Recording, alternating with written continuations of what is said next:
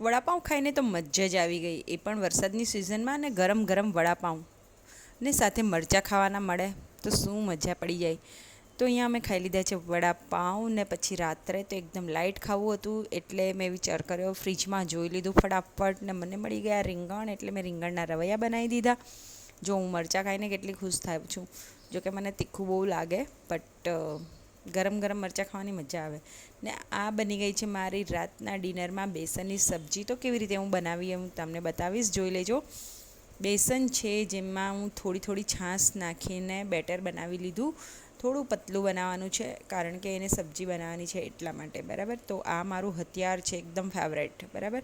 તો ફટાફટ મેં કાંદા ચોપ કરી નાખ્યા એકદમ ઝીણા ઝીણા અને લીલા મરચાં નાખીને ફ્રાય કરી દીધા. અને એક બાજુ મારી સબ્જી પણ રેડી છે, બીજી સબ્જી.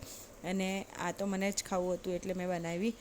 ને જુઓ કાંદા સતળાઈ જાય એકદમ બ્રાઉન મીન્સ કે થોડા પાકી જાય, ચડી જાય એટલે પછી તમારે નાખી દેવાનું એમાં બેસન ને થવા દેવાનું. વચ્ચે વચ્ચે તમારે બેસનને હલાવતું જવાનું જેથી કરીને ચોંટી ના જાય, બરાબર. અને આમાં છે ને મલાઈ નાખી હતી, ઘરની મલાઈ, એટલે એનાથી ટેસ્ટ બહુ જ સરસ આવે છે. તમે પણ ટ્રાય કરજો.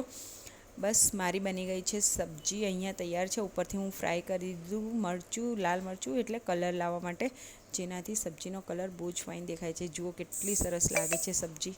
ઓકે, અને સાથે ગરમા ગરમ રોટલા હોય તો મજા આવી જાય એટલે મેં જુવારના રોટલા પણ બનાવી દીધા. બસ હું આવી રીતે બનાવું છું, વેલણથી રોટલીની જેમ. તમે કેવી રીતે બનાવો છો મને જરાક જણાવજો. ને જોઈ લો મારો રોટલો એકદમ સરસ પતલો પતલો બની ગયો છે. ઘી નાખીને ગરમા ગરમ